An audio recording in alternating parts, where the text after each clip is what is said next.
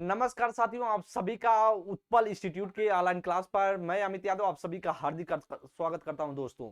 एक बार आप सभी सेशन को शेयर करेंगे दोस्त, फिर हम सभी क्लास को देखेंगे। आप सभी को पता है मेरे द्वारा आप सभी को सीटेड स्पेशल जो क्लासेस लाई जा रही हैं जो आपके लिए बेहद इंपॉर्टेंट होने वाला है। आप सभी सेशन को शेयर कर दीजिए और हम सभी क्लास को फिर देखेंगे। जो आप सभी को पता है कि आप सभी के पेपर में जो सीडीपी का होगा क्वेश्चंस आने वाले हैं, चाहे आपके प्राइमरी लेवल पर हो या जूनियर लेवल पर, दोनों स्तरों पर जो आप सभी के यहाँ पे प्रैक्टिस क्लासेस दी जा रही हैं। तो आपको निरंतर हर क्वेश्चन को अच्छे से देखना है और आप सभी कमेंट करते रहिए क्या ऑप्शंस आपका करेक्ट होने वाला है। और क्वेश्चन को पढ़िए, सेशन को शेयर कीजिए, लाइक कीजिए और चैनल को सब्सक्राइब कीजिए। तो आप सभी के सामने पहला क्वेश्चन स्क्रीन पर है, आप सभी देखेंगे और बताएंगे कौन सा करेक्ट हो। पहला क्वेश्चन आप सभी के सामने कर रहा है कि बालिका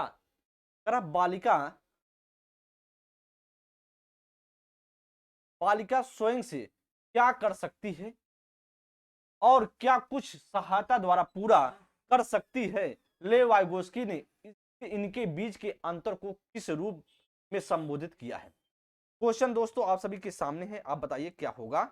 करा है कि बालिका स्वयं से बात से क्या कर रही है, क्या कर सकती है। करा बुद्धि होगा या करा समीपस्थ विकास का क्षेत्र होगा या पाड़ होगा या समायोजन। क्वेश्चन देखिए दोस्त और बताइए क्या होने वाला। क्वेश्चन करा बालिका स्वयं से क्या कर सकती है और क्या कुछ सहायता द्वारा पूरा कर सकती है। लेव वाइगोस्की ने इनके बीच के अंतर को किस रूप से संबोधित किया है। उनके बीच के संबोधित किया। देखिए आपको पता है जो लेव वाइगोस्की थी, लेव वाइगोस्की का सिद्धांत क्या कहलाता है, वह कहलाता है वाइगोस्की।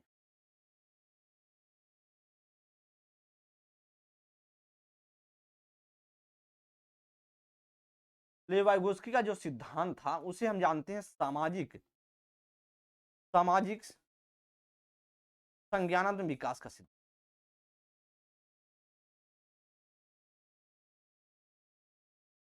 तो दोस्तों आपको पता है इसमें बात कर रहा है कि जैसे कोई बच्ची है वह कार्य कुछ सहायता द्वारा पूरा कर सकती है, कुछ सहायता द्वारा पूरा कर सकती है।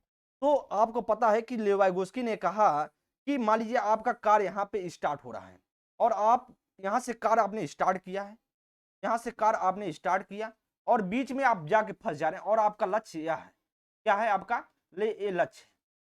तो आपको यहाँ पे जाकर कुछ देर के लिए आप फंस जा रहे हैं, कुछ सहायता द्वारा उसे पूरा कर सकते हैं। तो इसे हम जानते हैं जेडपीडी का। क्या कहते हैं जेडपीडी, जोन और प्रॉक्सिमल डेवलपमेंट कहेंगे। तो आपका ऑप्शन क्या हो जाएगा, ऑप्शन आपका बी करेक्ट हो जाएगा। दोस्तों आपको समझ में आ गया होगा क्या होने वाला है, समीपस्थ विकास का क्षेत्र जिसे हम जानते हैं जेडपीडी जानते हैं। अगले क्वेश्चन की बात करते हैं सेकंड नंबर के लिए। आप सभी क्वेश्चन को देखेंगे और बताएंगे क्या सही होने वाला है। Second number question,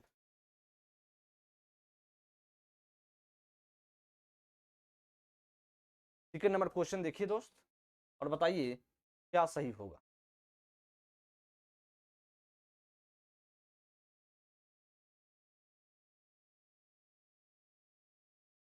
second number question कह रहा है कि पारस्परिक, क्वेश्चन कह रहा है कि पारस्परिक अध्यापन की शिक्षा शास्त्रीय प्रणाली किस पर आधारित है।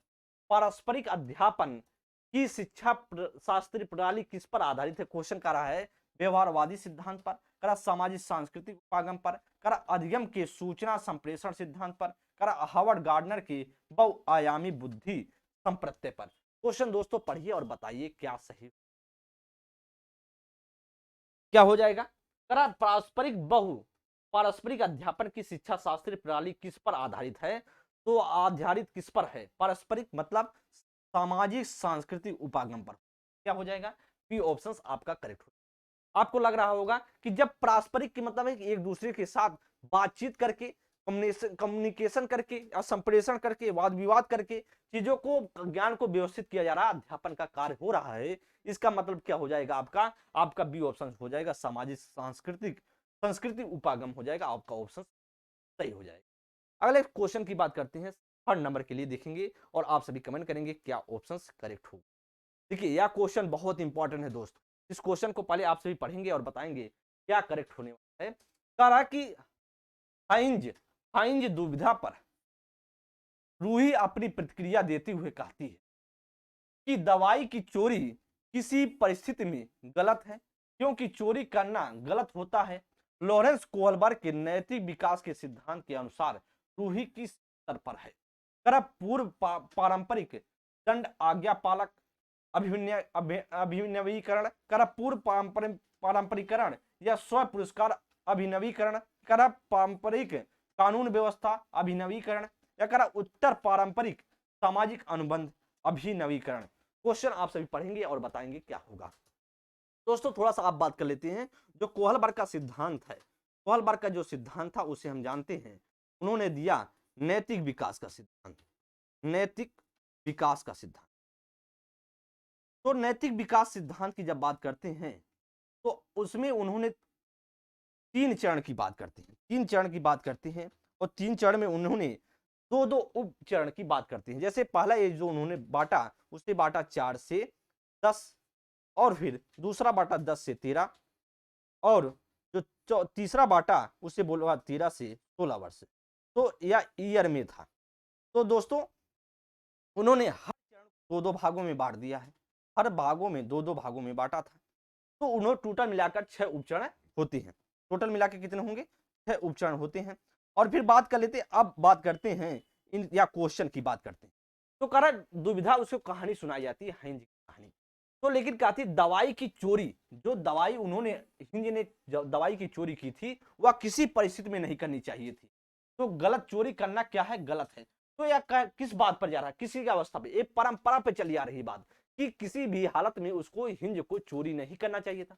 जब चोरी नहीं करेगा तो आप देखिए कानून को बनाए रखना है, किसी स्तर से किसी भी बात से, मतलब किसी भी तरीके से कानून को बनाना है तो होगा पारंपरिक कानून व्यवस्था अभिनवीकरण। आपका ऑप्शन से सही हो जाएगा। आप सभी सी ऑप्शंस बता भी रहे होंगे। अगले क्वेश्चन की बात करते हैं। सभी मित्र सी ऑप्शंस सही बता रहे हैं, सी ऑप्शंस आपका करेक्ट हो जाएगा। चौथे नंबर के लिए देखेंगे। 14 नंबर क्वेश्चन आप सभी की स्क्रीन पर, क्वेश्चन पढ़िए और बताइए क्या सही हो। कह रहा है कि समग्र मूल्यांकन के उद्देश्य को ध्यान में रखते हुए अध्यापक को क्या करना चाहिए?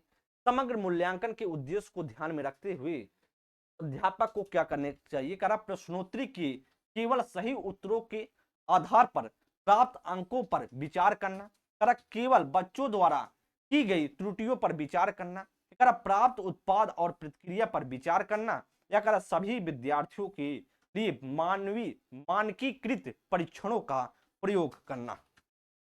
दोस्तों आप सभी बताएंगे कौन सा होगा।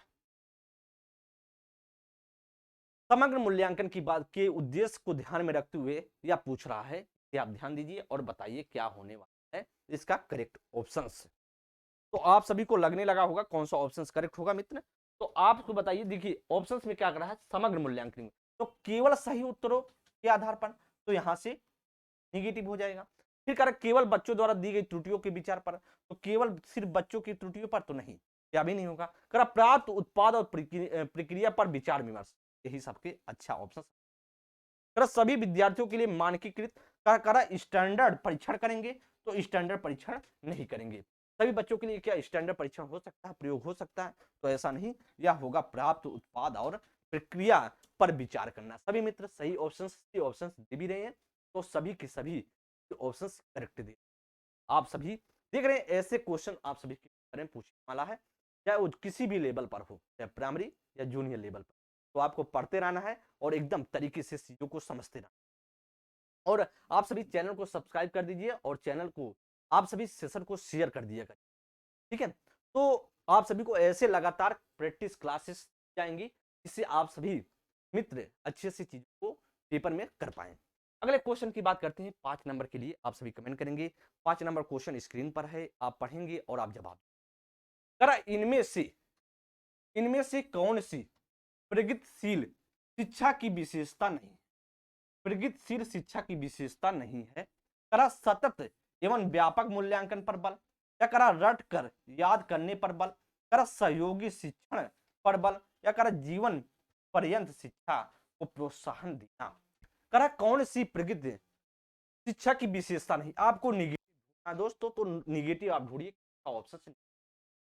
निगेटिव की जब आप बात करते हैं तो आप समझ रहे होंगे कौन सा निगेटिव हो जाएगा। तो सतत और व्यापक मूल्यांकन पर बल तो देना चाहिए। क्यों?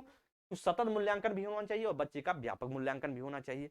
तो यह सही है, लेकिन आपको निगेटिव पूछ रहा है। फिर सहयोगी शिक्षण पर बल, तो सही कह रहा है कि सहयोगी एक दूसरे के माध्यम से शिक्षा करेंगे, सीखेंगे, तो आपका शिक्षा प्रक्रिया बहुत अच्छे से होगा।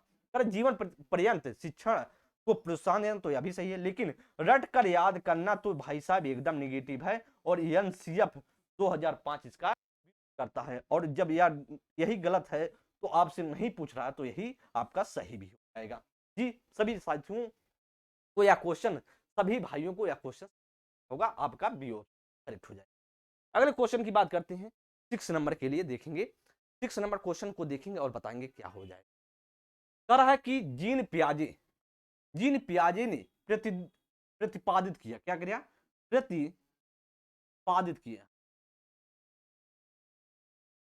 प्रतिपादित किया कि बच्चों के सोचने की प्रक्रिया वयस्कों से कैसा होता है, से भिन्न नहीं है।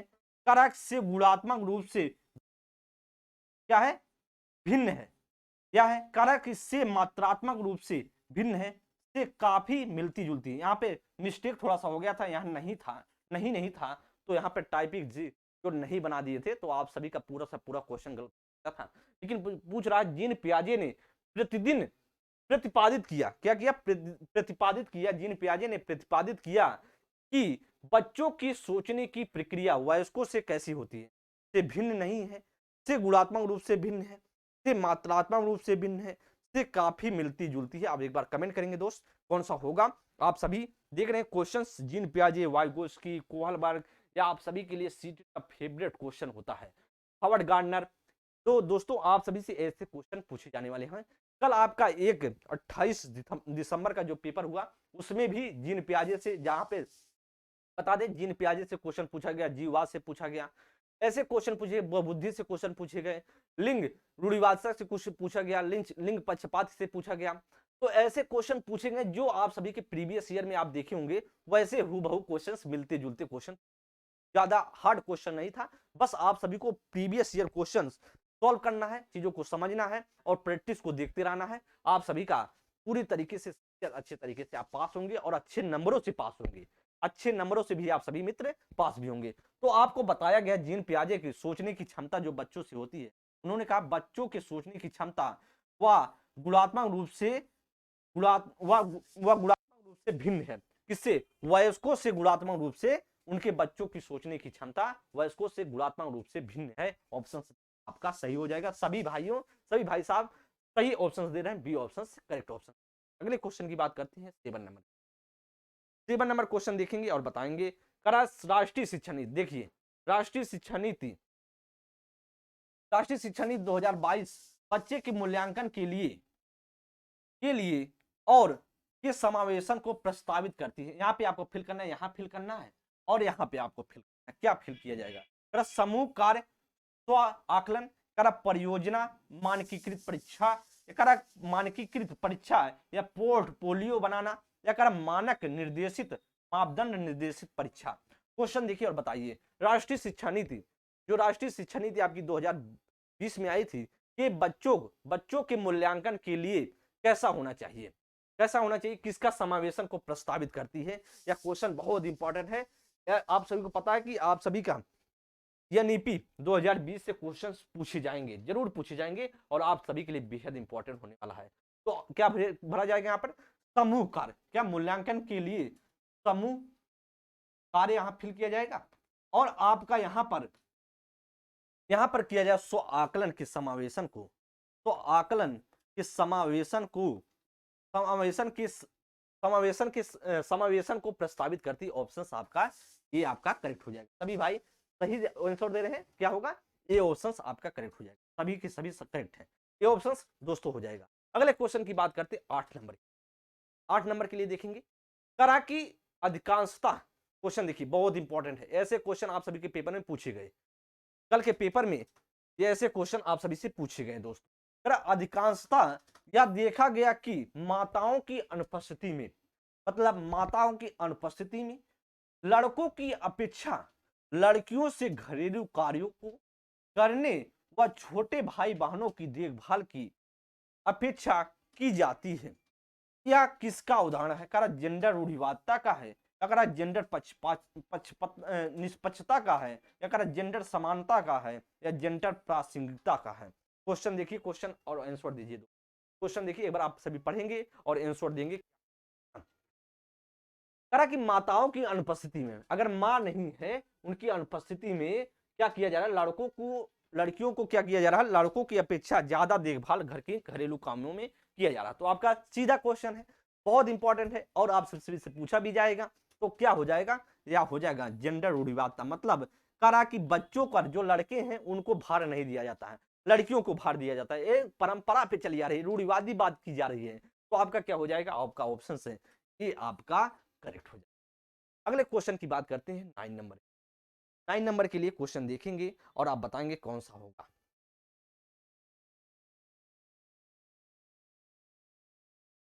9 नंबर क्वेश्चन देखेंगे और बताएंगे। देखिए कथन और कारण का क्वेश्चन बहुत इंपॉर्टेंट है, इसे आप बताइए कौन सा। करेक्ट कथन ए, करेक्ट समावेशी शिक्षा प्रतिभाशाली बच्चों को शामिल नहीं करती। करेक्ट कथन बी, करेक्ट समावेशी शिक्षा सिर्फ अपूर्णता के दृष्टिकोण पर कार्य करती है।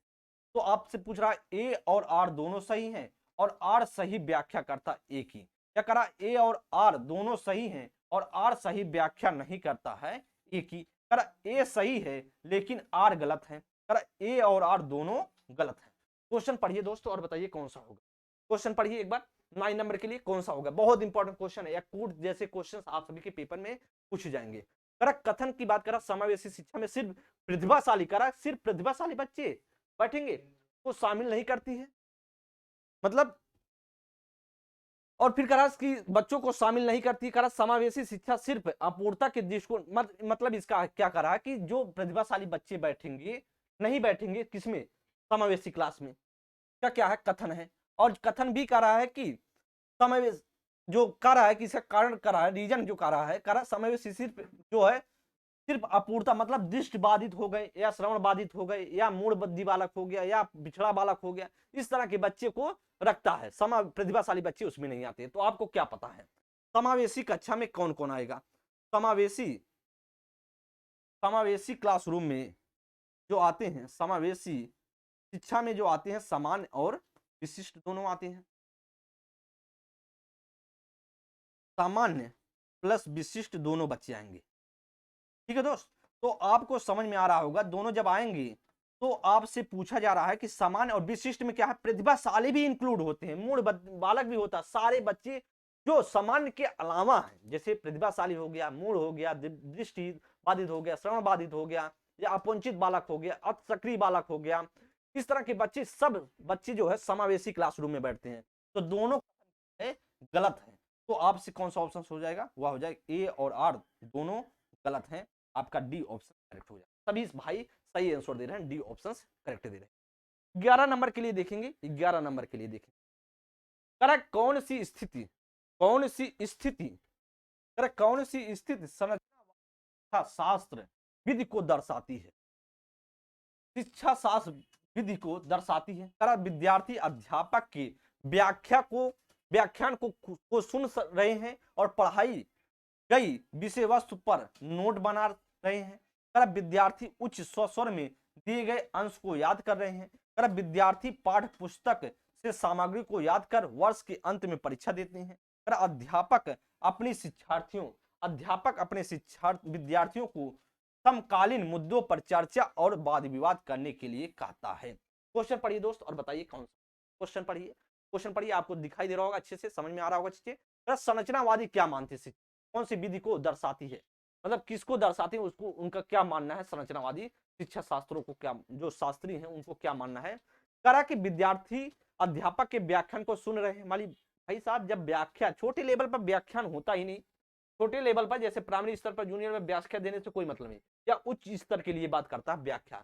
तो इससे कर रहे हैं कि विषय वस्तु को नोट कर रहे हैं, तो नोट नहीं करना, इसे नोट करके व्याख्या सुनकर चीजें का बच्चे का डेवलपमेंट नहीं हो सकता है, उसका विकास नहीं हो सकता। तो ए ऑप्शन गलत। विद्यार्थी उच्च स्वर में दिए गए अंश को याद करें, तो आपको पता है याद करना भी गलत है, याद भी नहीं होगा। पाठ पुस्तक से सामग्री को याद कर वर्ष के अंत में, याद कर फिर आगे वर्ष के अंत में उसे क्या है? परीक्षा देते हैं। इससे क्या होगा, बच्चे का किसी भी में विकास नहीं हो रहा। कह रहे अध्यापक अपने विद्यार्थियों को समकालीन मुद्दे पर चर्चा, देखिए चर्चा करेगा और वाद विवाद करके के लिए कहता है। तो ऑप्शन सबसे अच्छा डी ऑप्शन आपका करेक्ट हो। सभी मित्र डी ऑप्शन दे भी रहे हैं, सभी के सभी करेक्ट है। अगले क्वेश्चन की बात कर लेते हैं 11 नंबर की। सेशन को शेयर करते रहिए मित्र, सेशन को शेयर करते रहिए और क्लास को अच्छे से पढ़िए। क्लास को जितना अच्छे से पढ़ेंगे उतना आपको समझ में आएगा। विकास का चरणीय सिद्धांत निम्नलिखित नियमों में से किस पर स्पष्ट रूप से जोर देता है? विकास की अनिरंतरता पर। विकास को प्रभावित करने वाले सांस्कृतिक कारक को। विकास प्रक्रिया संबंधित वातावरणीय कारक का, या विकास और निरंतरता का। एक निरंतरता है, एक अनिरंतरता है। क्या है? विकास का निरंतरता बना लीजिए, डी ऑप्शन। करा कि विकास की निरंतरता पर कर विकास का चरणीय सिद्धांत निम्नलिखित नियमों में से किस पर स्पष्ट रूप से जोर देता है? जो एक चरण, देखिए जैसे आपको पता है, क्या हर पक्ष लगातार बढ़ता है? देखिए विकास का मतलब है, विकास कभी रुकने वाली प्रक्रिया नहीं है, आपको यह पता है। विकास किसी ना किसी रूप में चलता है, या तो आपको पहले से पता है। जो निरंतरता का सिद्धांत कहता है, लेकिन चरणी का सिद्धांत क्या कहता है कि एक पक्ष चलेगा। जैसे मान लीजिए बच्चे का शारीरिक विकास हो रहा है, शारीरिक जो विकास होगा वह कुछ समय बाद रुक जाएगा। शारीरिक विकास हो रहा है वह कुछ समय बाद क्या है, बच्चे का रुक जाएगा। जैसे 18 वर्ष का बच्चा होगा, क्या फिर बच्चा बढ़ेगा? नहीं बढ़ेगा, के बाद उसकी विकास रुक जाएगी 18 साल तक, हम सभी को पता है। फिर इसके बाद सामाजिक विकास हुआ, नैतिक विकास हुआ, तो हर बच्चे का क्या है, कुछ समय तक होता है, उसके बाद वह विकास रुक जाता है। तो कहता है कि जो चरणी सिद्धांत कहता है वह कहता है विकास की अनिरंतरता पर जोर देता है, ना कि निरंतरता पर। क्या कहता है कि विकास रुक रुक के चलता है, जो चरणी है एक चरण खत्म होगा तो अगला चरण चलेगा। विकास के अनिरंतरता का सिद्धांत इससे साबित करता है, ना कि निरंतरता का। निरंतरता का सिद्धांत यह कहता है कि किसी ना किसी रूप में चलता है विकास, तो सब तो सही है। लेकिन यह पूछ रहा है, कह रहा है चरणीय सिद्धांत की बात कर रहा है। एक चरण रुकेगा, फिर अगला चरण बढ़ेगा, फिर अगला चरण बढ़ेगा। तो ऐसा नहीं है कि एक साथ सारे चरण चलते हैं। जैसे बच्चे का आपने सोचा होगा, सुना होगा कि एक बच्चे का शरीर विकास होने के बाद फिर क्या कभी शरीर बढ़ता है? नहीं बढ़ता है, वह कुछ उसके बाद स्थिर हो जाता है। तो यही चरणीय सिद्धांत कहता है विकास की अनिरंतरता का सिद्धांत। ऑप्शन से विकास की अनिरंतरता का सिद्धांत होता नहीं है, लेकिन विकास की निरंतरता का मतलब यही है, अनिरंतरता का मतलब यही है कि विकास एक पक्ष होने के बाद दूसरे पक्ष स्टार्ट होते हैं, फिर दूसरा पक्ष होता है, लेकिन एक दूसरे मतलब कभी रुकता नहीं है, वो चलता रहता है। मतलब वह किसी ना किसी रूप में चलता है, ना कि हमेशा वृद्धि होती है। क्या जीवन भर किसी इंसान की वृद्धि होगी? क्या उसका ग्रोथ होगा? नहीं होगा, ग्रोथ नहीं हो सकता, वृद्धि नहीं हो सकती। जो विकास है वह विकास की वृद्धि जो है, वृद्धि की विकास नहीं हो सकता, मतलब बढ़ेगा नहीं। तो ऐसा कहता है विकास की अनिरंतरता। तो विकास की अनिरंतरता कहता है, तो आपका ए ऑप्शन करेक्ट हो जाएगा। नंबर के लिए देखिए, करा कि एक छोटी बालिका, क्वेश्चन पर ये बहुत इंपॉर्टेंट है। करा एक छोटी बालिका प्रतीकात्मक खेल, प्रतीकात्मक मतलब प्रतीक के माध्यम से खेल कर पाती है, पर अभी दूसरे व्यक्ति की दृष्टिकोण नहीं समझ पाती है, और वह अपनी पकड़ से बाहर की घटनाओं की वजह से आसानी से परेशान हो जाती है। जिन पियाजे द्वारा सुझाए चरणों में से कौन से चरण इस बालिका के वर्तमान स्तर को अंकित करता है? संवेदीगामक, या पूर्व संक्रियात्मक, मूर्त मूर्त संक्रियात्मक, या औपचारिक संक्रियात्मक? कौन सा हो जाएगा? प्रतीकात्मक खेल की बात कर रहा, कर पाती है, प्रतीक के माध्यम से कर पाती है। तो बताइए कौन सा होगा? या आपको पता 0 से 2 वर्ष होता है, या होता है 2 से 7 वर्ष, और या होता है 7 से 11 वर्ष, या होता है 11 से 15 वर्ष? तो आपसे पूछ रहा है किस कौन सा ऑप्शन से करेक्ट हो जाए, कौन सा ऑप्शन से करेक्ट होगा, इसे एक बार बताइए। अब एक छोटी बालिका प्रतीकात्मक खेल कर पाती है, मतलब प्रतीक के माध्यम से, कौन सा आ जाएगा? जब प्रतीक की मतलब करता तो आपका सीधा आएगा ऑप्शन बी, पूर्व संक्रियात्मक वर्ष, 2 से 7 वर्ष। तो उसके माध्यम से सीख पा रही है, लेकिन दूसरे के दृष्टिकोण से नहीं समझ पाती, मतलब दूसरे की दृष्टिकोण को समझ नहीं पाती, या आपका गुण आता है पूर्व संक्रियात्मक अवस्था 2 से 7 वर्ष। तो ऑप्शन आपका क्या हो जाएगा दोस्त? ऑप्शन आपका बी ऑप्शन हो जाएगा। आपको समझ में आ रहा होगा इसे, या क्वेश्चन आप समझ पा रहे होंगे। देखिए, एक छोटी बालिका प्रतीकात्मक खेल कर पाती है, मतलब प्रतीकात्मक खेल का जो गुण होता है वह दूसरी अवस्था में आता है, पूर्व संक्रियात्मक अवस्था में आता है। पर अभी दूसरे व्यक्ति का दृष्टिकोण नहीं समझ पाते हैं, मतलब दूसरे व्यक्ति का जो दृष्टिकोण है उसे वह समझ में नहीं आता, कब? दूसरे अवस्थाओं में। फिर कह रहा वह अपनी पकड़ से बाहर की घटनाओं की वजह से आसानी से परेशान हो जाती है, जो उसे मतलब उसके पकड़ से बाहर है उसमें परेशान होती है। तो कह रहा पीआई द्वारा सुझाए गए कौन से चरण में होगा? तो होगा चरण बी में हो जाएगा, आपका ऑप्शन बी करेक्ट हो जाएगा, पूर्व संक्रियात्मक अवस्था। दोस्तों आपको समझ में आ गया होगा। अगले क्वेश्चन की बात कर लेते हैं 13 नंबर के लिए। 13 नंबर के लिए देखते हैं, स्क्रीन पर है, एक बार आप पढ़ेंगे और बताएंगे। क्वेश्चन पढ़िए। करा कि एक प्रगतिशील कक्षा में निम्न में से कौन सी मूल्यांकन विधि का इस्तेमाल नहीं होता है होगा? कर अध्यापकों द्वारा मननशील जर्नल का इस्तेमाल, कर स्व मूल्यांकन एवं समकक्षी मूल्यांकन, कर केवल मानक निर्देशित मूल्यांकन पर आश्रय, कर विद्यार्थियों की पोर्टफोलियो तैयार करना। क्वेश्चन पढ़िए और बताइए क्या होगा। क्वेश्चन पढ़िए दोस्त। एक प्रगतिशील कक्षा में निम्न में से कौन सी मूल्यांकन विधि का इस्तेमाल नहीं होता है? नहीं पूछ रहा है, निगेटिव। आपको निगेटिव ढूंढना है, नहीं ढूंढना है। आपको समझ में आ रहा होगा, सभी जो क्वेश्चन बहुत इंपॉर्टेंट है, आपको सारी चीजें अच्छे से समझाया जा रहा है। आपको सेशन को शेयर करते रहना है और क्लास को लाइक कर दीजिए, जो मित्र लाइक ना किए हो, और फिर इसके बाद आप सभी इस चैनल को ना सब्सक्राइब किए हो तो सब्सक्राइब अवश्य करें। आपको ऐसे आप सभी के लिए लगातार, जैसे आप सभी का अभी टेट सीटेट का पेपर चल रहा है, इसके बाद केबीएस का आप सभी के लिए जो पेडागोजी है उसकी क्लास चलेगी, और इसके बाद आप सभी को सुपर टेट हो गया, और आपका यूपी टेट हो गया। तो सारी क्लास आपको यहाँ पे मिलती रहेंगी। आपको बस चीजों को समझते रहना है, सेशन को शेयर करते रहना है, और चैनल को सब्सक्राइब कर देंगे तो आपको बेल आइकन को प्रेस कर देंगे तो आपको जब भी वीडियो मिलेगा तो आपको इन्फॉर्मेशन हो जाएगा कि यहाँ वीडियो आ चुका है, हमें पढ़ना है। तो कौन सा ऑप्शन होगा? निगेटिव बताइए कौन सा निगेटिव है। तो करा अध्यापकों द्वारा मननशील जर्नल की इस्तेमाल, तो या तो सही है, आपको निगेटिव करा स्व मूल्यांकन एवं समकक्षी मूल्यांकन, या भी सही है, स्व खुद से मूल्यांकन करें और समकक्षी मूल्यांकन भी हो तो वह भी सही है। करा केवल मानक निर्देशित मूल्यांकन पर आश्रय, तो केवल लग जाने से यहां से गलत, इसलिए गलत है तो यही आपका सही हो जाएगा। गलत है इसका मतलब सही है, तो ऑप्शन आपका सी ऑप्शन से सही भी हो जाएगा। अगर विद्यार्थियों के पोर्टफोलियो तैयार करना, तो यह भी सही, पोर्टफोलियो तैयार करेंगे, जो बच्चे का विचार है, जो उसके गुण है, जो उसने एक्टिविटीज कर रहा है क्लास में आने के बाद, उसके जो पूरा पोर्टफोलियो में जो रखा जाता है। ऑप्शन आपका वो भी सही है, डी भी सही है, लेकिन आपसे निगेटिव पूछ रहा है इसलिए आपके निगेटिव ही पॉजिटिव हो जाएगा, सी ऑप्शन आपका करेक्ट हो जाएगा। 14 नंबर के लिए देखेंगे। 14 नंबर के लिए देखिए, पढ़िए और बताइए क्या क्वेश्चन इंपॉर्टेंट है। दो करा है क्वेश्चन, करा कि बच्चों की असफलता अक्सर विद्यार्थियों की असफलता होती है। बच्चों की असफलता अक्सर विद्यालय की असफलता होती है। निम्न में से कौन इस वाक्य का समर्थन करता है?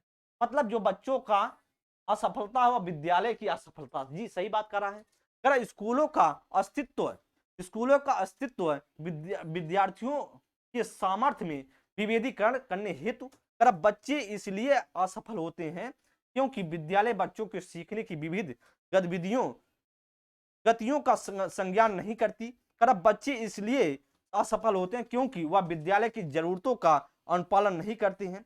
बच्चे योग्यता की कमी और निम्न बुद्धि उपलब्धि की वजह से असफल होते हैं। क्वेश्चन पढ़िए दोस्त और बताइए कौन सा होगा। क्वेश्चन आप सभी 14 नंबर क्वेश्चन दिख रहा होगा, अब बताइए कौन सा होने वाला। 14 नंबर क्वेश्चन दिख रहा होगा, एक बार आप सभी पढ़ेंगे और बताएंगे कौन सा करेक्ट ऑप्शन हो जाएगा। पढ़िए और बताइए मित्र, पढ़िए और बताइए कौन सा होगा। बच्चों की असफलता अक्सर विद्यालय की असफलता होती है।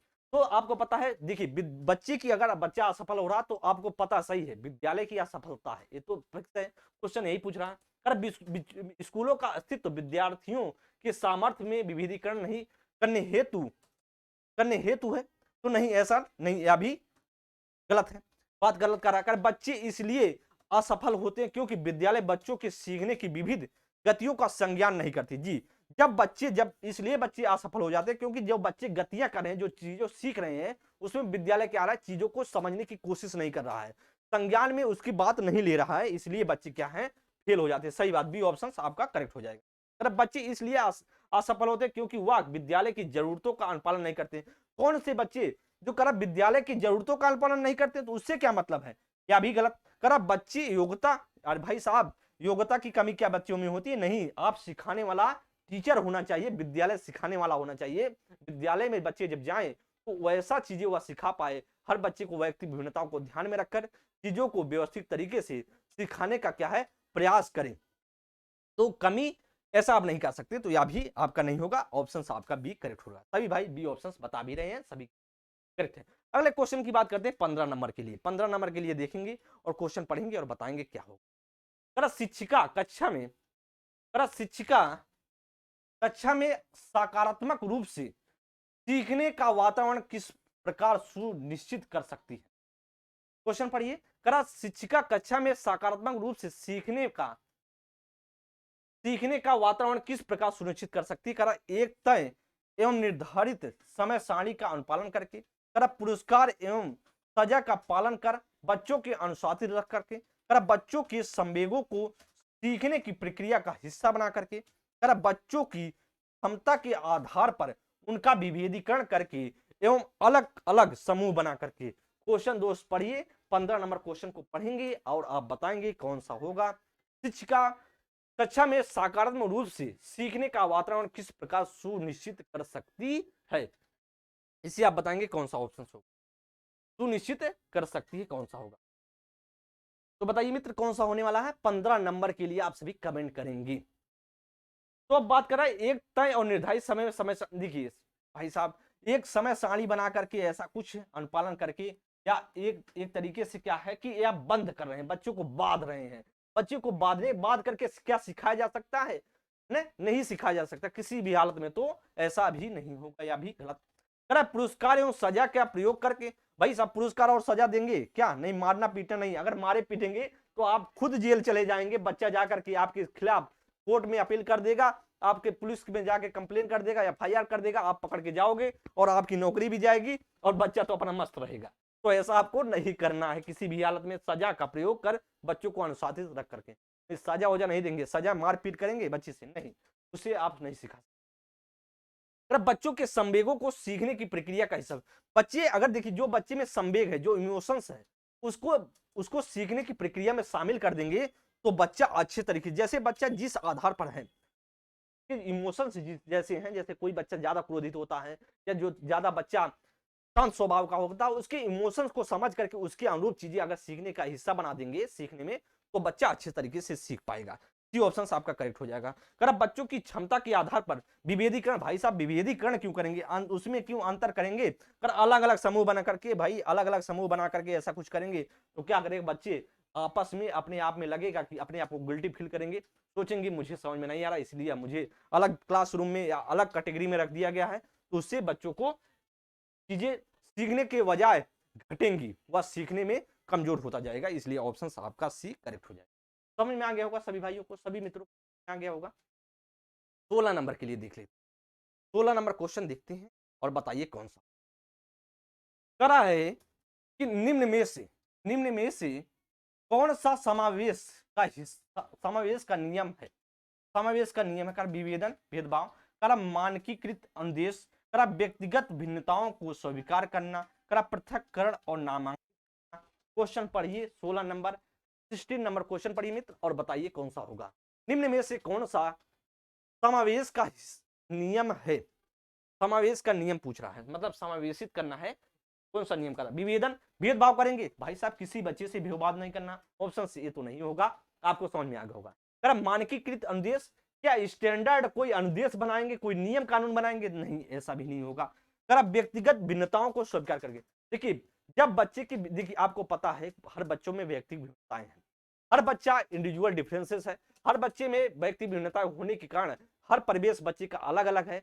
तो इस आधार पर उसको समझने की, व्यक्ति भिन्नताओं को स्वीकार करके उसे समावेशित करेंगे। तो यही समावेशन का नियम कहता है कि बच्चे के व्यक्तिगत भिन्नताओं को हम स्वीकार करके एक समावेशित रूप से का नियम यही कर रहा है। तो ऑप्शन आपका सी करेक्ट हो जाएगा। पृथक्करण नामांकित करके, तो पृथक्करण करेंगे क्या नामांकित करेंगे? तो ऐसा कुछ है नहीं करेंगे दोस्त, आपका ऑप्शन सी आपका करेक्ट होगा, ना कि ए बी डी। सभी भाइयों को समझ में आ गया होगा। सेशन को शेयर कर दीजिए और क्लास को लाइक कर दीजिए, और सब्सक्राइब ना किए हो जो साथीगण, बस एक बार चैनल को सब्सक्राइब कर दें, बेल आइकन को प्रेस भी करते चलें। अगले क्वेश्चन की बात करें 17 नंबर के लिए क्वेश्चन देखेंगे। हार्दिक को कम दिखाई देता है। कोई बच्चा है हार्दिक नाम का, उसे क्या है, उसे कम दिखाई देता है। अध्यापक को उसकी इस स्थिति के बारे में नहीं बताया गया। मतलब हार्दिक को कम दिखाई देता है और टीचर को यह पता नहीं है, इस स्थिति के बारे में नहीं बताया। करा कि कक्षा में अध्यापक को उसके किस व्यवहार क्रिया से पता चल सकता है कि उसे कम दिखाई दे। जैसे आप मान लीजिए टीचर है और के क्लास में कोई हार्दिक नाम का बच्चा है, वह उस आपको बताया नहीं गया कि बच्चे को कम दिखाई देता है, तो अगर बच्चा कैसा एक्टिविटीज करेगा कि आप समझ जाएंगे बच्चे को दिखाई नहीं दे रहा। यही क्वेश्चन आपसे पूछ रहा है। अब ऑप्शंस देखिए। पढ़ने के दौरान आंखें मिचकाना, श्यामपट्ट पर लिखे हुए को दूर से स्पष्ट रूप से पढ़ना, बारीक मुद्रक वाले कारपत्र को तुरंत पूरा करना, भौतिक नक्शों को पढ़ना जिसमें सूक्ष्म जानकारी दी गई है।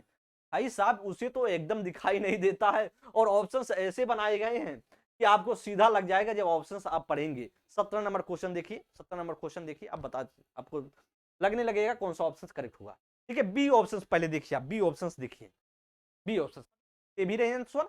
अब देखिए बी ऑप्शन देखिए, श्यामपट्ट पर लिखे हुए दूर से स्पष्ट रूप से दिखाई, जब उसे भाई साहब उसे दिखाई नहीं देता है तो कैसे श्यामपट्ट पर लिखे हुए को दूर से स्पष्ट रूप से पढ़ेगा, या तो नहीं। तो जो दिखाई देगा तो वह कार्य कर सकता है, ना कि जिसको दिखाई नहीं दे रहा वह करेगा। तो ऐसा कर रहा है तो आप पहचान जाएंगे नहीं। बारीक मुद्रक वाले कारपत्र को तुरंत पूरा करना, भाई बारीक कैसे, जब उसको दिखाई नहीं, बारीक मुद्रक वाले को कैसे कर पाएगा, इसलिए सी भी नहीं होगा। भौतिक नक्शों को पढ़ना, उसमें सूक्ष्म जानकारी, और भाई सूक्ष्म जानकारी के आधार पर क्या कर रहा है, की गई है, तो अभी भौतिक नक्शों को कैसे देख पाएगा जब उसको दिखाई कम देता है।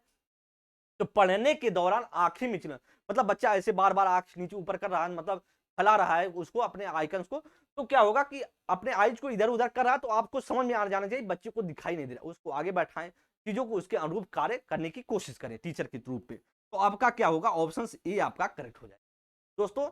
तो आपको समझ में आ गया, ए ऑप्शन से is the correct answer. 18 number के लिए देख लेंगे, 18 नंबर क्वेश्चन देख, 18 नंबर क्वेश्चन का रहा है निम्नलिखित में से, क्वेश्चन देखिए और बताइए कौन सा।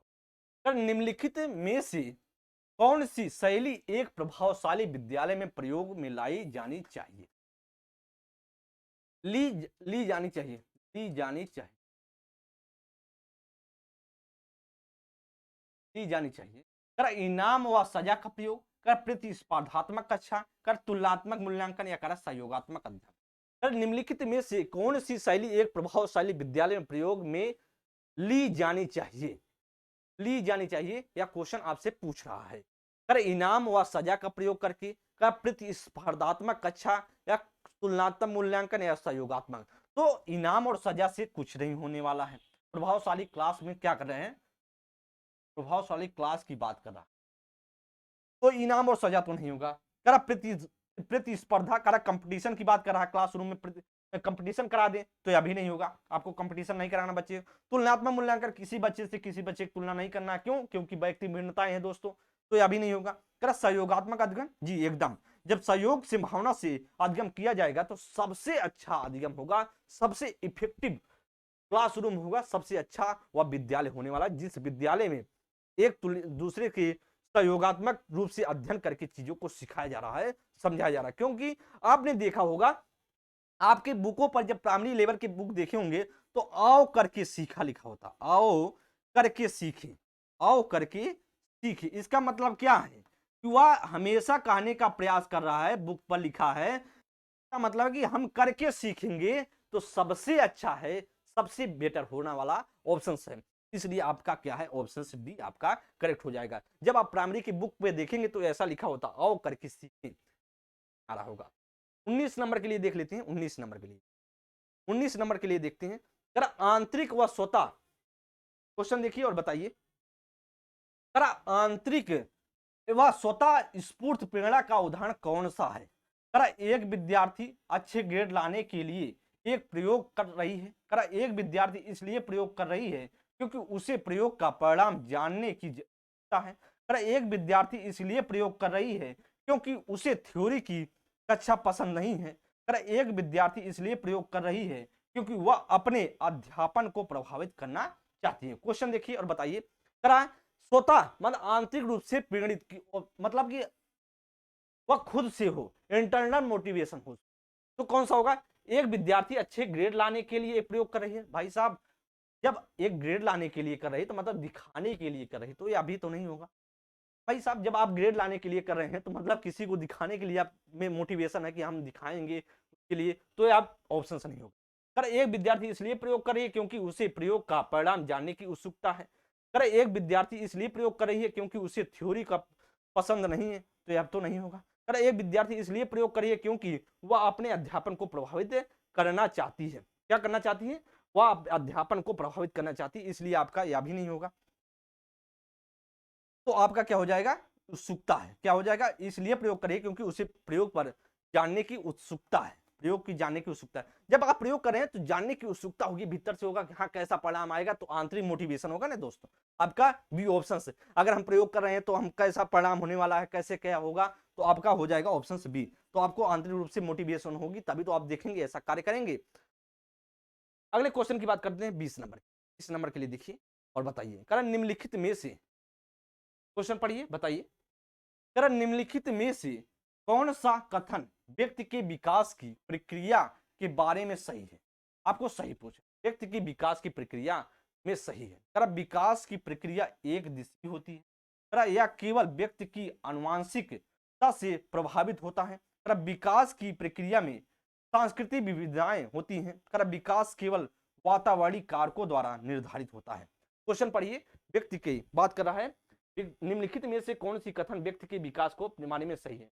तो एक दिशी होती है या तो नहीं है। विकास एक दिशी नहीं होता, बहुत दिशी होता है, मल्टी डायमेंशन होता है, तो आपका ऑप्शन नहीं होगा ये। करेक्ट। या केवल व्यक्ति की अनुवांशिक, केवल अनुवांशिकता। देखिए विकास दोनों का गुणफल है, अनुवांशिकता और आपका वातावरण के दोनों का गुणफल होता है, तो यह भी नहीं होगा। विकास एक प्रक्रिया में सांस्कृतिक विविधताएं होती हैं, तो यह तो सही है। विकास केवल वातावरणीय, तो केवल वातावरणीय तो नहीं, आपसे बताया गया दोनों का गुणनफल होता है, इसलिए आपका ऑप्शन से सी हो जाएगा। सभी मित्र सी ऑप्शन से दे भी रहे हैं। आपका क्या ऑप्शन होने वाला है? सी ऑप्शन आपका करेक्ट हो जाएगा। अगले क्वेश्चन की बात कर लेते हैं, 21 नंबर के लिए देख लेते हैं। और 21 नंबर के लिए क्वेश्चन देखते हैं और बताइए कौन सा होगा। निम्न में से कौन से कारकों द्वारा विद्यालयों में बच्चों का अध्ययन से जुड़ाव प्रभावित होता है? पारिवारिक समाजीकरण, समकक्षी संबंधों, या सांस्कृतिक मूल्य, या बच्चों का आत्मसम्मान। क्वेश्चन पढ़िए। पहला चौथा सही है, दूसरा और चौथा सही है। पहला, दूसरा, तीसरा, चौथा, दोनों चौथा सब सही है कि पहला और तीसरा? देखिए कौन सा होगा। निम्न में से कौन से कारकों द्वारा विद्यालयों में बच्चों के अध्ययन को जुड़ाव प्रभावित करता है? तो सब के सभी। देखिए पारिवारिक समाजीकरण भी प्रभावित होता है विद्यालय के बच्चों को। देखिए इससे क्या हो रहा है, कौन से कारकों द्वारा विद्यालय में बच्चों का अध्ययन से जुड़ाव प्रभावित होता है? तो यह भी सही है। पारिवारिक समाजीकरण भी होना चाहिए, समकक्षी संबंधों भी अच्छा है, सांस्कृतिक मूल्य भी सही है, और बच्चों का आत्मसम्मान, सेल्फ रिस्पेक्ट भी जरूरी है। इसलिए आपका कौन सा ऑप्शन होगा? सभी मित्र दे भी रहे हैं आंसर, तो सभी के सभी सी ऑप्शन दे रहे हैं। सभी के सभी मित्र सही हैं। C option is the correct answer. पहला, दूसरा, तीसरा, चौथा सभी सही हो जाएगा, इसलिए आपका सी ऑप्शन करेक्ट आंसर। अगले क्वेश्चन की बात कर लेते हैं और यह लास्ट क्वेश्चन होगा दोस्त। निम्न में से कौन सा प्रश्न बच्चों में विवेचनात्मक चिंतन को बढ़ावा देने का उदाहरण है? क्रिटिकल थिंकिंग की बात कर रहा है। कौन कर रहा है? विवेचनात्मक चिंतन की बात कर रहा है। पता करो कि तटीय इलाके में रहने वाले लोग क्या खाते, वे क्यों हैं, खाते हैं और वे क्यों। भारत के 10 राज्यों के नाम बताओ। 2 से 10 तक के पहाड़े लिखो। दी गई कविता का सुस्मरण करके वाचन करो। कि विवेचनात्मक चिंतन की बात कर रहा है, कि मतलब दिमाग करने की बात कर रहा है, एक तरीके से सृजनात्मक चिंतन की बात कर रहा दोस्त। तो कौन सा हो जाएगा? वह होगा भारत के 10 राज्यों के नाम बताओ। तो इसमें क्या बहुत ज्यादा कुछ है? कुछ नहीं, दिमाग ज्यादा नहीं लगना है, तो यह भी नहीं गलत। 2 से 10 तक पहाड़ों को, यह भी नहीं होगा। दी गई कविता का सुस्मरण करे, स्मरण करके रट्टा मार करके चीजों करो, तो यह भी नहीं होने वाला है। तो आपका क्या हो जाएगा ऑप्शन? आपका हो जाएगा दोस्त वह होगा ऑप्शन सी, करा पता करो कि तटीय इलाके में रहने वाले लोग क्या खाते हैं। उत्सुकता होनी चाहिए चीजों को सीखने के लिए, जितना बच्चे सीख सके वही ऑप्शन आपका करेक्ट होगा। विवेचनात्मक चिंतन की बात ऑप्शन ए करता है, इसलिए आपका ए ऑप्शन से करेक्ट हो जाएगा। देख लेते हैं लास्ट क्वेश्चन होगा, चाहे एक क्वेश्चन और हो। देखिए लास्ट क्वेश्चन जी दोस्तों, अंतिम क्वेश्चन है, आप सभी के सामने है 23 क्वेश्चन, और आप सभी से पूछ रहे जिन ब्याजे के अनुसार पूर्व संक्रियात्मक चरण में बच्चे निम्न में से क्या कर पाते हैं। करा पूर्व संक्रियात्मक मतलब 2 से 7 वर्ष में बच्चे पाते हैं, कौन सा गुण आता है। करा प्रतिलोमिक चिंतन, करा प्रतीकात्मक खेल, करा अनुक्रमिक वर्गीकरण, या करा संरक्षण, कौन सा गुण आता है दोस्तों, पूछ रहा आपसे कौन सा हो जाएगा। तो आपको पता प्रतिलोमिक चिंतन नहीं, मतलब रिवर्स कहां हो पाते हैं 2 से 7 वर्ष में, तो या नहीं होगा। करा कि अनुक्रमिक वर्गीकरण भी नहीं कर पाते हैं, और संरक्षण भी नहीं होता, संरक्षण का अभाव होता है किसमें, संरक्षण का अभाव किसमें, पूर्व संक्रियात्मक अवस्था, तो संरक्षण भी नहीं कर पाते हैं। और आपका क्या है, इसलिए संरक्षण का गुण इसमें नहीं आता, 2 में, तीसरी अवस्था में आता है। तो आपका कौन सा प्रतीकात्मक खेल के माध्यम से खेलते हैं, तो आपका ऑप्शन से बी आपका करेक्ट हो। आपको यह सारी चीजें समझ में आ गई होगी। आप सभी के सामने यह क्वेश्चन था, इस क्वेश्चन जो आप सभी के लिए बेहद इंपॉर्टेंट था, और आप सभी सेशन को शेयर कर दिया करिए, सेशन को शेयर कीजिए, क्लास को लाइक कीजिए, और फिर ऐसे क्वेश्चन को एंजॉय कीजिए कि आप सभी को ऐसे पेपर में आने वाले हैं, ऐसे क्वेश्चन आप सभी के पेपर में आएंगे दोस्तों। तो आज की क्लास यहीं तक, आप सभी एक बार क्लास को लाइक करके जाएंगे। थैंक यू, जय हिंद दोस्तों।